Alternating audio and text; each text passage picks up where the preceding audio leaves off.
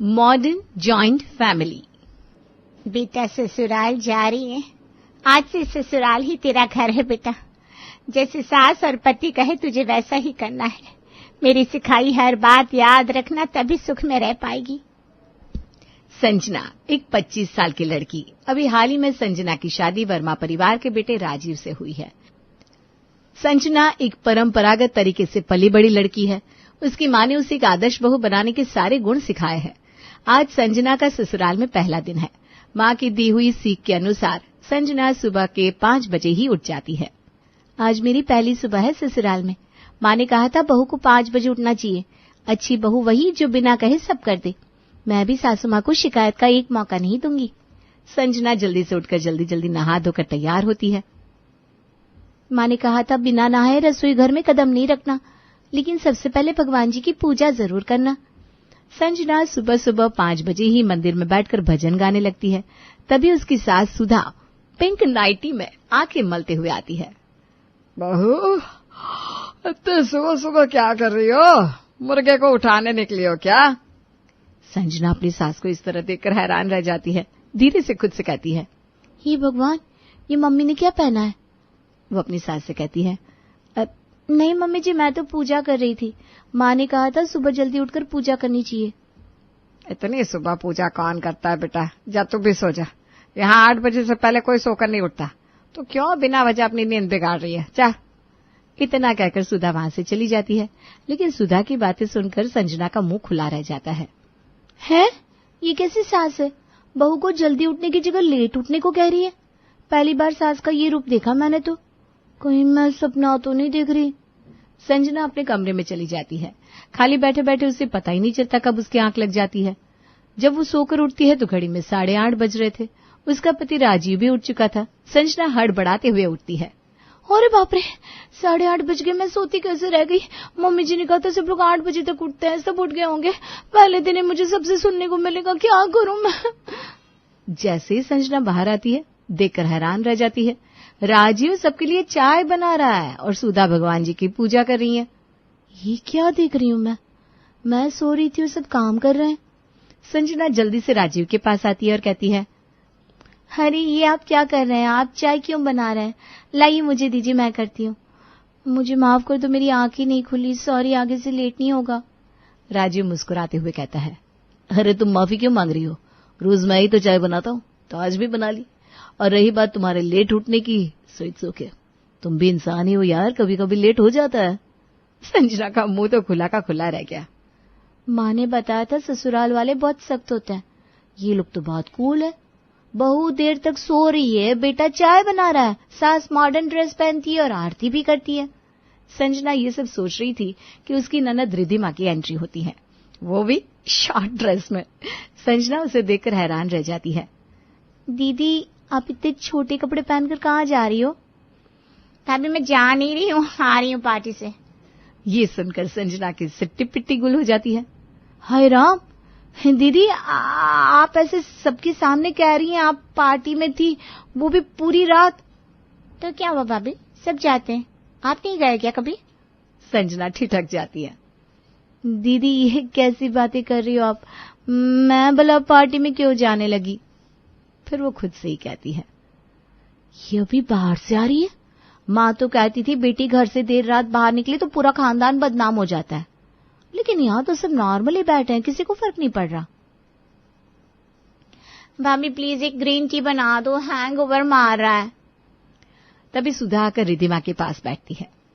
अरे रिद्धू आ गई, एंजॉय किया ना पार्टी में?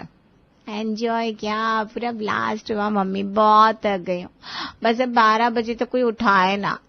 ठीक है, आज दादी आने वाली है बाहर से, मैं दादी को भी बोल दूंगी कि तुझे डिस्टर्ब ना करे। ये देखकर संजना ने तो सर ही पकड़ लिया। दीदी पीकर आई है, मम्मी जी कुछ कह नहीं रही। इनकी जगह अगर मेरी माँ होती तो झाड़ू से हैंगओवर उतारती। रिद्धिमा अपने कमरे में चली गई। मम्मी जी, रिद्धिमा दीदी रात भर बाहर थी, आपको चिंता नहीं हुई?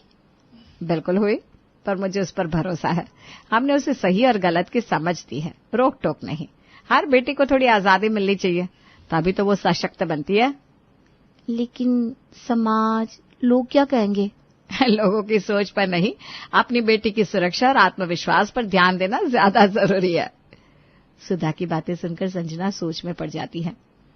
मैंने सीखा था बहू सर झुकाकर रहे, पर यहाँ तो हर लड़की सर उठाकर जीती है। ऐसे घर भी होते हैं क्या? तभी सुधा कहती है, राजीव टाइम से पहुंच जाना, तेरी दादी आ रही है। दादी माँ का नाम सुनकर संजना के चेहरे पर मुस्कुराहट आ जाती है और वो मन ही मन सोचती है, अब दादी जी आ रही हैं तो सासू माँ को भी घूंघट में रहना पड़ेगा। दादी जी तीर्थ से आती होंगी, मैं उनके लिए कुछ बना देती हूँ। संजना बड़ी उत्सुकता से हाथ में आरती की थाली लिए दरवाजे पर खड़ी थी। दादी जी आती होंगी, सर पर पल्लू रख लेती हूँ, वरना क्या सोचेंगी वो मेरे बारे में कि माँ ने कुछ सिखाया ही नहीं। दादी सास की एंट्री होती है तो संजना की आंखें फटी रह जाती है और वो बेहोश होकर गिर पड़ती है, क्योंकि दादी सास तो उसकी सोच के बिल्कुल उल्टा सुपर कूल निकली। दादी सास ने जींस टॉप पहना है, डार्क मेकअप किया है। संजना को सभी होश में लाते हैं। हाय किटी, मैं हूँ दादी स्वैग वाली। दादी स्वैग वाली जींस मेरी आइडेंटिटी। दादी सास को ऐसे देखकर संजना की सिट्टी पिट्टी गुल हो गई। ये दादी सास है और जींस में रैप सुना रही है। दादी जी? हाँ बेटा, जमाना बदल गया है, अब दादी भी फैशन में है। दादी जी अब तीर्थ पर ऐसे कपड़े पहनती हैं? किसने कहा मैं तीर्थ पर गई थी? मैं तो गोवा गई थी, गोवा चिल मारने। ये सुनकर संजना शॉक्ड रह जाती है और फिर से बेहोश हो जाती है। लो, ये तो फिर से लुढ़क गई। लगता है इसका हैंगओवर नहीं उतरा। कोई नींबू पानी दो इसको। ये देखकर रिद्धिमा की हंसी छूट जाती है। संजना अपना सर पकड़ते हुए कहती है, बड़े खतरनाक लोग हैं, मुझे शौक पर शौक दिए जा रहा है। घर पर राजीव के ऑफिस से उसकी सेक्रेटरी किसी काम से आती है। उसे देखकर संजना हैरान रह जाती है। राजीव, तुम्हारी सेक्रेटरी एक लड़की है? हाँ, तो क्या हुआ, मुझे तो काम से मतलब है, मैं बहुत ही प्रोफेशनल हूँ। सेक्रेटरी का जेंडर क्या देखना, काम देखो। सनाया काम अच्छा करती है, मेरे लिए उतना ही काफी है। संजना देखती है राजीव और सनाया सर झुकाए काम कर रहे हैं। दोनों का ध्यान सिर्फ काम पर है। माँ ने कहा था पति की नजरें बचा कर रखनी चाहिए, पर ये तो खुद ही कह रहा है ये दोनों तो बिल्कुल प्रोफेशनल ही है। मैं शक करूं भी तो कैसे, मेरे सामने बैठकर ही तो काम कर रहे हैं।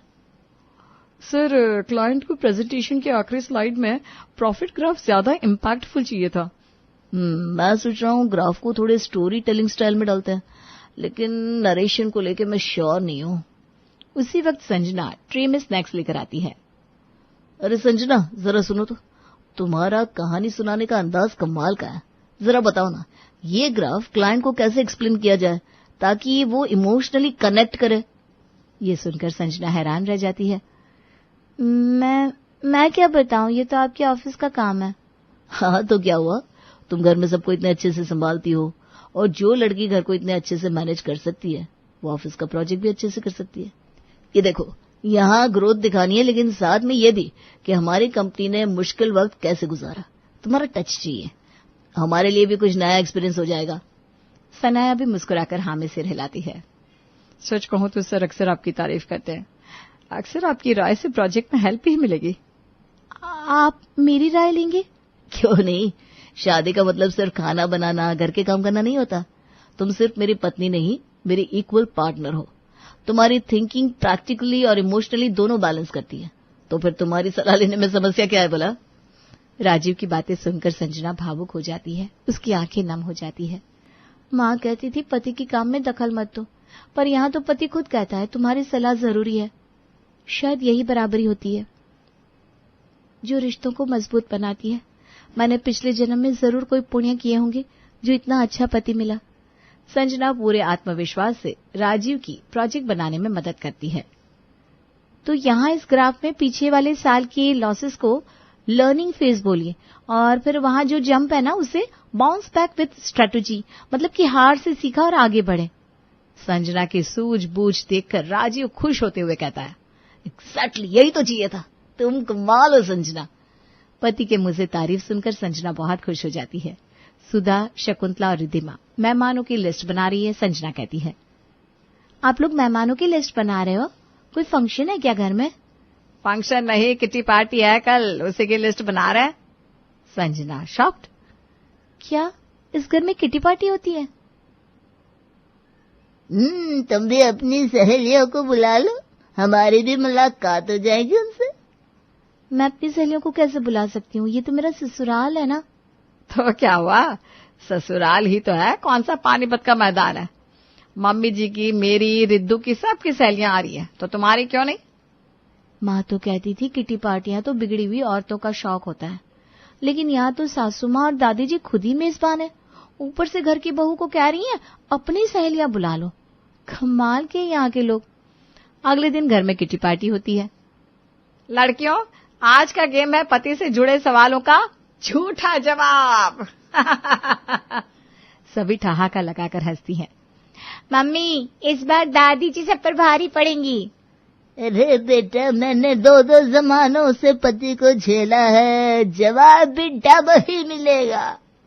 पहला सवाल, पति की सबसे प्यारी बात क्या है? जब वो टीवी देखते वक्त चुप हो जाते हैं। जब वो क्रेडिट कार्ड दे देते हैं बिना सवाल पूछे। जब वो खुद कहे चलो शॉपिंग पर चलते हैं। सब लोग हंस हंस के लोटपोट हो जाते हैं। संजना एक तरफ खड़ी हुई ये सब सुनकर हैरान हो रही थी। हाय राम, ये सब तो खुलेआम अपने पतियों का मजाक बना रही हैं। माँ ने तो बताया था भूल से भी पति के बारे में गलत नहीं बोलना चाहिए। तभी सुधा की नजर संजना पर जाती है। अरे संजना, आओ आओ, नई बहू को भी अपनी क्लब में शामिल करना है ना। हाँ भाभी, आपकी सासू माँ और दादी सास बहूज गोन वाइल्ड में एक्टिव मेंबर है। क्या बात है, बहू सास और दादी सास तीनों एक टीम। मैं तो बस चाय देने आई थी। चाय रखो और खुद भी मॉकटेल पियो। ये गुड़ वाली डिटॉक्स ड्रिंक है, कोई अल्कोहलिक नहीं है। काम की चिंता क्यों करती हो, हम सबका घर है तो सब मिलकर काम कर लेंगे। बेटा, बहू होने का मतलब जिंदगी जीना छोड़ना नहीं होता। तुम्हारे अपने भी शौक होंगे, हमें उन्हें जानना है। सच में मैंने कभी सोचा भी नहीं था कि ससुराल में भी बहुओं के शौक पूछे जा सकते हैं। चलो एक ग्रुप सेल्फी हो जाए, #खानदानी क्वींस। और कैप्शन लिखो, सास भी कभी कूल थी। सभी हंसते हैं। आज संजना पहली बार खुलकर हंसी थी। मैंने सोचा था शादी के बाद मेरी आजादी छिन जाएगी, पर यहाँ तो हर रिश्ते में एक दोस्त छिपा है, और शायद यही असली परिवार है, जहाँ हंसी, समझदारी और अपनापन एक साथ रहता है। धीरे धीरे वक्त के साथ संजना ससुराल के रंग में रंगने लगी। संजना भी अब जींस टॉप पहनती है, लेकिन मर्यादित। संजना, आज हमारे साथ किटी चलोगी? हाँ सासू माँ, पर मैं भी अपना गिटार लाऊंगी। आज मैं गाना गाऊंगी। संजना अब अपनी सास, ननद और दादी सास के साथ खूब एंजॉय करती है। कुछ दिनों में संजना के मायके वाले घर आते हैं। संजना की माँ सरला, जिन्होंने आज तक संजना को घूंघट में रहना सिखाया था, संजना को जींस और कुर्ते में देखकर उनकी आंखें फटी रह गई। वो संजना को एक तरफ लेके जाती हैं और डांटने लगती हैं। हे भगवान, ये क्या हाल बना रखा है, क्या पहना है तूने? ससुराल में हमारी नाक कटाएगी क्या? तेरी सास देखेगी तो क्या कहेगी? हमने तुझे क्या सिखाया था? अरे नहीं माँ, ऐसा नहीं है। मेरी सास तो खुद कूल है। और पता है, सरला संजना की बात ही नहीं सुनती और गुस्सा करते हुए आगे कहती है, तेरी सास के तो रंग ढंग देखे हैं हमने, लेकिन ये मत भूल, तेरे घर में दादी सास भी है। कम से कम तू तो आदर्श बहू बनती। तेरे जैसी बहू हमारी होती तो हम घर में कभी न लाते। सरला की बहू राधिका कुछ कहने को होती है कि मम्मी जी, दीदी की बात एक बार सुन तो लो। ये सुनकर सरला आग बबूला हो जाती है और अपनी बहू को जोर से डांट लगाती है। अच्छा, तब तू भी मुझसे जबान लड़ाने लगी। भूल मत, मेरे घर में ये सब नहीं चलता। मैं जैसा कहूंगी तुझे वैसा ही करना होगा, समझी? सबके सामने हुए अपमान से राधिका बहुत अपमानित महसूस करती है और उसकी आंखें भर आती है। ये देखकर संजना कहती है, माँ, आप सबके सामने भाभी से कैसे बात कर रही हैं? सब लोग भाभी के बारे में क्या सोचेंगे? अगर भाभी का फर्ज है आपकी मान मर्यादा का ध्यान रखना, तो आपको भी तो उनके सम्मान का ध्यान रखना चाहिए ना। तू ये बड़ी बड़ी बातें करना कहाँ से सीख गई? मैंने तो तुझे ये सब नहीं सिखाया। ये सब मैंने अपने ससुराल वालों से सीखा है। यहाँ मेरी सास देर तक भी सोती हैं, मंदिर में पूजा पाठ भी करती हैं। मेरी ननद लेट नाइट पार्टी भी करती है और बड़ों का सम्मान करना भी जानती है। मेरी दादी सास जींस पहनती है, जिंदगी खुलकर जीती है। मेरे पति राजीव मेरे लिए चाय बनाते हैं और अपने ऑफिस के काम में मुझसे हेल्प भी लेते हैं। ये सब सुनकर सरला का मुंह खुला रह जाता है। तूने भांग तो नहीं खा ली? भला ऐसा ससुराल थोड़ी ना होता है जहां बहुओं को इतनी आजादी हो। अरे मैं खुद बचपन से देखती आ रही हूँ, मायके से लड़कियां चाहे कितना भी सीख कर आए, लेकिन ससुराल वाले हमेशा ताने ही देते हैं। मेरे ससुराल वाले बिल्कुल ऐसे नहीं है माँ। मैं तो कहती हूँ हर लड़की को ऐसा ससुराल ही मिलना चाहिए। हाँ बेटा, बात तो तू सही कह रही है, लेकिन सब लोग तेरे ससुराल वालों जैसे थोड़ी ना होते हैं। होते नहीं है पर बन तो सकते हैं ना माँ। क्यों ना शुरुआत अपने घर से ही करे। आप भाभी को उनके हिसाब से जीने की आजादी दे दीजिए ना। ये सुनकर सरला की आंखें नम हो जाती है। माँ, आप जिसे आदर्श बहू मानती हो, वो बहू सिर्फ चुप रहकर सब सहती है, पर एक सच्ची बहू वो होती है जो अपने ससुराल के रंग में खुद को ढाल सके, जो सबको खुश रख सके, चाहे सास 8 बजे उठे या 5 बजे। और सच्चा ससुराल वो है जो बहू को खुलकर जीने की आजादी दे, ना कि उसके सर पर जिम्मेदारियों का बोझ डाले। लेकिन बहुएं जिम्मेदारी नहीं उठाएगी तो कौन उठाएगा बेटा? घर सबका है तो जिम्मेदारी भी तो सबकी होनी चाहिए ना। आपने मुझे सिर्फ देना सिखाया, लेना नहीं। कभी भाभी से पूछा आपने कि उन्हें क्या अच्छा लगता है? तुम सही कह रही हो संजना, इस तरह से तो मैंने कभी सोचा ही नहीं। माँ, भाभी भी एक बहू है, लेकिन उससे पहले एक इंसान है, एक लड़की है। उनके भी अरमान है माँ। आप खुद भी एक लड़की हैं, आपके खुद के भी तो अरमान रहे होंगे ना, आपके भी तो सपने रहे होंगे ना। जो सपने आज तक आपकी आंखों में थे, क्यों ना आप उन्हें भाभी के साथ मिलकर पूरा करें। ये सब सुनकर सरला बिलक बिलक कर रोने लगती है। बेटा, आज तूने मेरी आंखें खोल दी। शायद हम माँ होने के चक्कर में औरत होना भूल गए। माँ, बहू आदर्श तब होती है जब उसका घर भी उसे समझे। ससुराल को भी बहू के लिए आदर्श बनना चाहिए। सरला अपने आंसू पोंछती है और राधिका से कहती है, बहू, आज शाम का मेन्यू तुम तय करो, और हाँ, अब से जो मन करे पहनो बेटा। सच मम्मी जी? अब मैं सास कम और अच्छा इंसान ज्यादा बनूंगी। राधिका और सरला गले लगती हैं। शकुंतला, सुधा, रिद्धिमा, राजीव सब लोग उनकी बातें सुन रहे थे, लेकिन वो समझदारी दिखाते हुए अनजान ही बने रहते हैं। अरे समधन जी, सारी बातें बेटी से ही करोगे क्या? थोड़ा टाइम हमारे साथ भी बिता लो। सब लोग एंजॉय करते हैं। आदर्श बहू वही है जो समय और हालात के अनुसार ढल सके, और आदर्श परिवार वो जो बहू को खुलकर जीने दे।